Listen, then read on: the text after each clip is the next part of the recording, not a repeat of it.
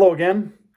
Are you ready for part two, where we actually get down to work and weather a locomotive? Hopefully you got a chance to watch part one and see some of the supplies that are important to have on hand when you're weathering. But more importantly, hopefully you got a chance to do a little research and pick out a locomotive and do some search online and find some photographs as inspiration for your weathering project. Now, I did a little pre-work on my locomotive, this GE number 1971. It's a B23-7.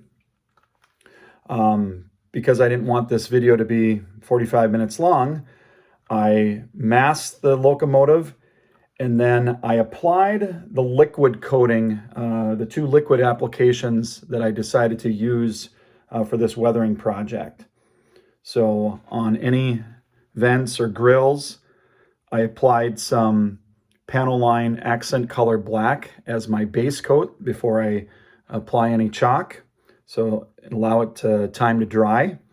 And I discovered that the top vents on this locomotive, the panel line ink was not doing a good enough job covering those. So I did tap into my supply of paints and found some basic weather black color to give me a good dark base coat for those grills on top of the locomotive. In addition, where the smokestack is, that needed the panel line ink was not sufficient for that area, so I did paint that area as well with a little weathering paint that applied a little thicker, and it's going to make the job of now applying chalks to these areas a little bit easier. As I explained in part one, I've got some Monroe models weathering powders is what I like to use. I've got three colors. I've got their grimy black, I've got a little rust brown, and a little dark earth, and those will be the three types of weathering powders that I utilize for this project. I'm going to turn the camera around real quick here because I do want to show you some of the photographs that I will be using. And I apologize, I'm not Mr. Technology, so you have to deal with me using an iPhone to create these videos. So I'm going to turn the camera around and hopefully you get a chance to see some of the photographs I'll be using for this project. One of the right side of the locomotive.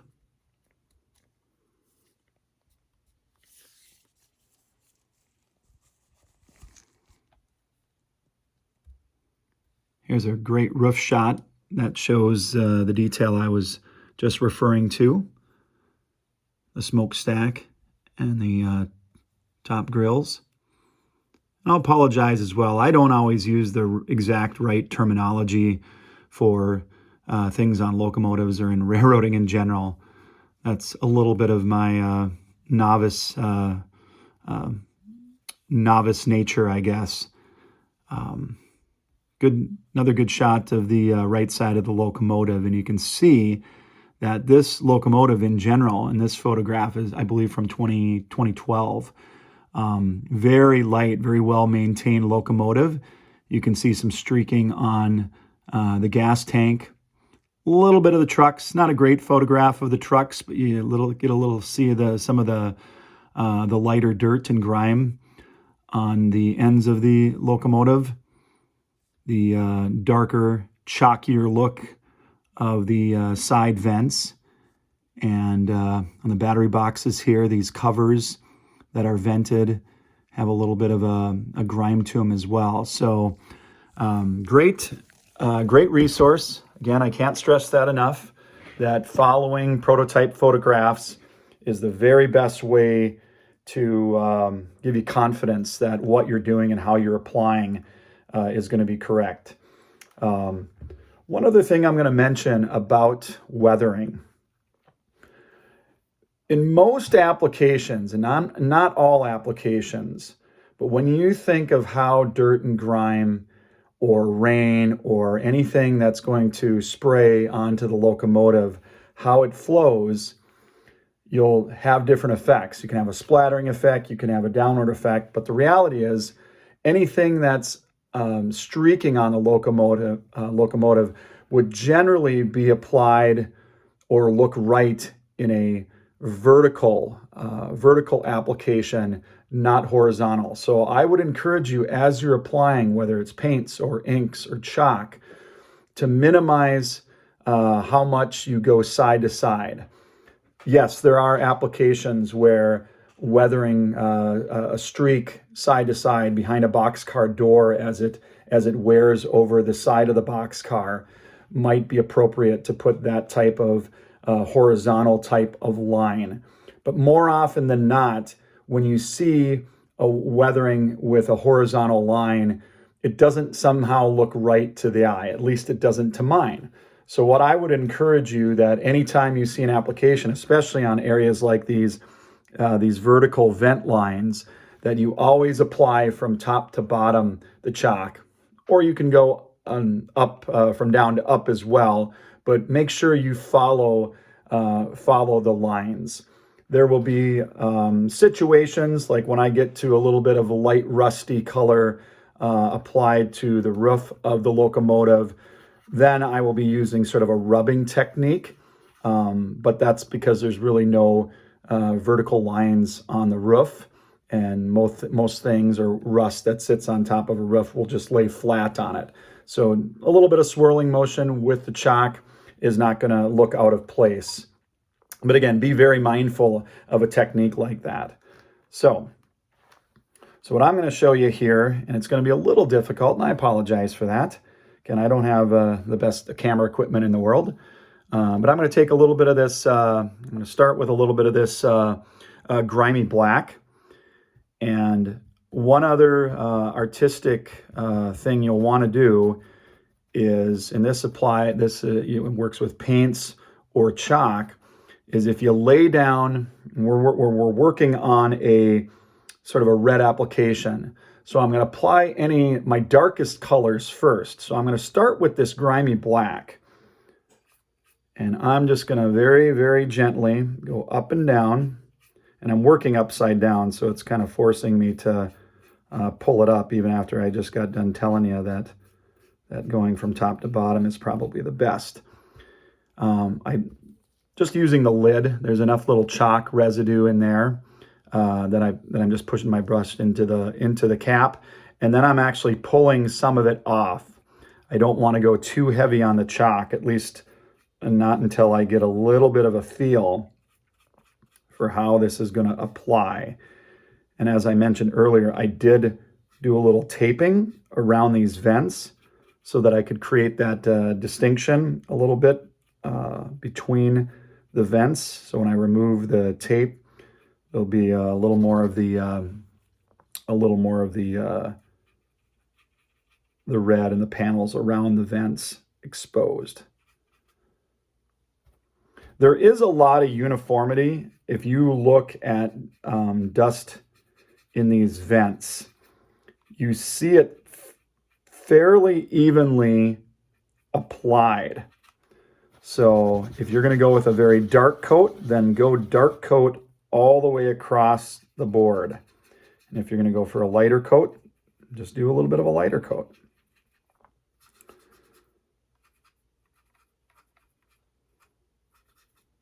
So that's the technique that I use for applying chalks. Again, I'll have a tendency to generally start a little lighter, not color-wise. You want to go darks to light, but lighter in application. I will just start with a thin coat and then build up. Now, the cool part about this is if you've put down the panel line, you've already kind of got some of the lines, or all of the lines sort of pre-colored in. And then what you're really after with the chalk is getting that dry, dusty effect that sometimes a liquid paint application doesn't always look right. I really prefer chalks for giving it that dry, dusty look. So anyway, that's the application there. I'm going to change over to applying the same technique to this top grill. And again, I'm taking my brush, getting a little chalk on it, and then rubbing most of it off. And now I'm going to go over everything that I painted with just a nice little coating of this chalk to give it that dry look.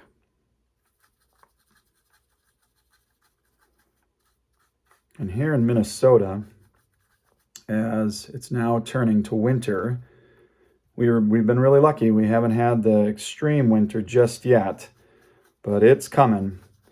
This type of project is just a fabulous thing to do on a cold winter's night when it's maybe even a little snow falling outside, which we don't have, but one of these days it will. And just digging in. And you know what? If you do a little prep work, if you tape up and prepare your models for a weathering project, if you do 2, 3, 4 of them, might be a couple locomotives, it might be a locomotive and a couple freight cars. I tell you what, once you get in the rhythm of doing a project like this, time will go quickly, and before you know it, you'll have a nice fleet of weathered locomotives and weathered cars to show off on your layout. So, okay, so I've applied the chalk to the top vents as well. And what I'm going to do, again, so this video doesn't end up being hours long, is I'm just going to show you the basic techniques, encourage you to, on a couple different areas, and then encourage you to give it a go. And then I will finish the model myself. And then on a future video or in some of my social media, I will post some pictures of it. So three other areas I want to cover in this video though. We've done an application of the side grills, and I'm going to go back to that now because I'm actually going to use a little bit lighter chalk. I'm going to switch over to this dark earth color because that will just slightly lighten up the black. And you know what? I'm using the same brush. A lot of times you can mix these powders and even get a slightly different effect. So I'm putting a little dark earth on my brush, and I'm going to go back over what I just did, which will give it just lighten up that grimy black just a touch more, and even give it even a better, what I think anyway, a better look about it. And take some of the extremeness out of the weathering. And that's another thing to be thinking about. I mentioned in part 1 about a very intense or aggressive type of weathering, which there's a time and a place for it, for sure. But a lot of times when you get over the top, especially in weathering, it might not look quite right. It might look a little bit too overdone. So you can see how I've added some, that's lightened it up a fair bit. And I think given it a little bit more realistic appearance. And I'll do some final cleanup on that. Don't worry if some of the chalk goes down on the running boards. That can be kind of scraped off, or if you don't want it there at all, you can wipe it off with water or your fingertip. Remember, I told you, gloves, very important when you're weathering. So there's that technique. You can even take it a step further. If you were going to apply a little more intensity, you could take a rust color like this and even apply just one more step of lightness to your grills. So I'm going to change gears, and we're going to talk about running gear, about your trucks. Exact same process. In this particular case, on this Atlas locomotive, these are black trucks. and they have a very shiny plastic look about them. So what I'm going to do is I'm going to start with an application of the chalky black, the grimy black, excuse me. I'm going to go over it. And with trucks, I take a slightly different approach. I will start with the dark. I will go light. I know this is going to be a little hard to see, but I'm just showing you how I'm not overly concerned at this juncture. I'll go a little light on the trucks.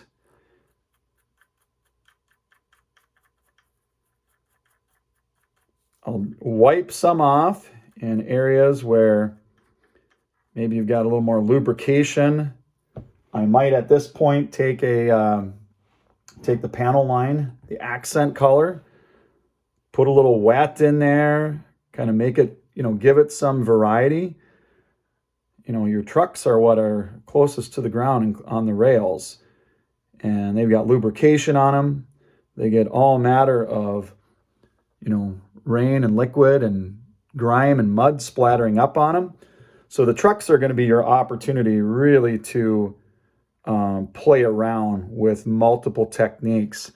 And I'm not afraid to utilize wet with dry, back to wet, back to dry. If you want to say that's an aggressive approach, maybe it is the aggressive approach I use on for my style of weathering. And again, just have a little fun with it, because that's where you can probably get away with a little more. I probably won't demonstrate it because it's going to just take me too much time to get this to the complete state, because what I'll do is I will do some of these initial coats. I'll come back, I'll set it aside. I'll come back, either apply more chalk or a little more paint or panel line ink, or I'll take some away. I just try to take my time a little bit and not 100% rush to the completion on the model.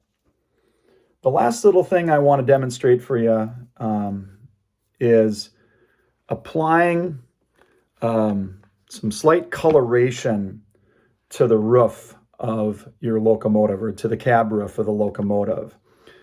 This is where I will typically tend to choose just the rust color. I've had great success. I'm going to show it to you how I did it, because you really see it on this Sioux Line locomotive, how I applied the rust to the white. And if you look at a picture of this particular locomotive on the Sioux Line, boy, they didn't do much with painting that roof in its later years. And you see pictures from different time frames that have different levels of rust on it. So obviously they did some maintenance and care for it, and I opted to go with a little more of a nuanced rusting on the white roof.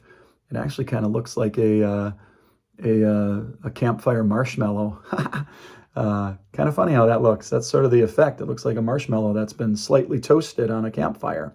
And you can see some of the extreme darker weathering, which again is very appropriate, because that's what I saw in the pictures I saw on this particular model. But similarly, on my B23-7, I'm going to just take this rust. What was the title on it? It's called Rusty Brown. And I'm going to just gently start to swirl in on the roof the rust. And this powder is so nice. And I know it's very difficult to see it probably on the video, but boy, right away, you notice a very subtle difference. And I'm not going for a very aggressive color of change, but just enough that people looking at my model will know that there's something slightly different, or that it looks slightly different compared to maybe other parts of the roof. And because, again, this GE locomotive has very flat surfaces, on its roof. It wouldn't have been uncommon for there to be some of that type of faded, a little bit of rusty effect along the roof. And I'm not applying the rust color really to any other, not to the side panels, nothing. Only where maybe on the hood, on the cab, where I've got some flat areas that I know that would have been the effect over time. So, did I say lastly? There is one thing more lastly that I want to show you. And similar to the trucks, your gas tank is an area where you can probably get away with a little bit more streaking and more a heavier bit of weathering because it's closer to the ground. And in that application, again, I wouldn't hesitate to use either that panel line anchor, but because this is a full black plastic, a heavier paint, acrylic paint or whatever, might give you better results to then apply some different chalk application to. And just like the trucks, you can go wet, dry, on the black trucks and on the black gas tank. Be a little more bold, get a little bit more crazy. And again, if you're using acrylic or water-based paints and chalks, if you don't like the effects, you can very quickly just wet your thumb and wipe it off and start over. There's no judgment here. It's your model. Have fun with it.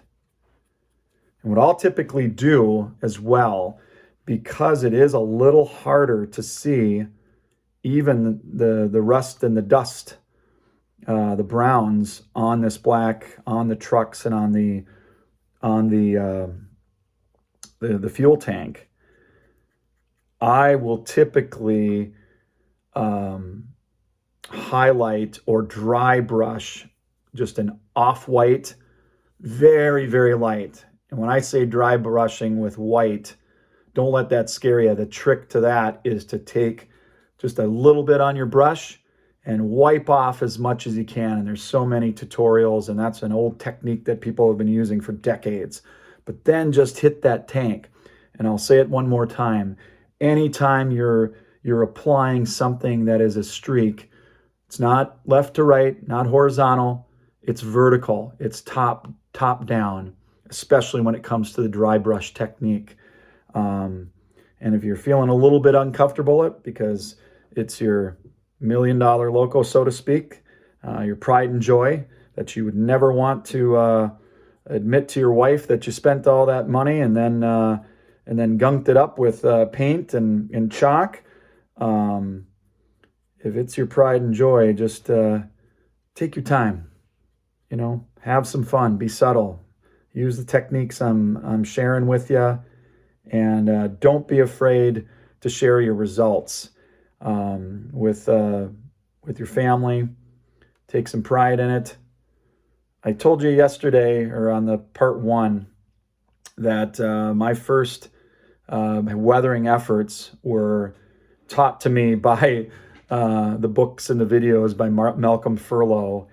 And he had a technique where he would put a boxcar or a gondola in literally a box full of dirt, very iron-rich dirt, very rust-colored dirt.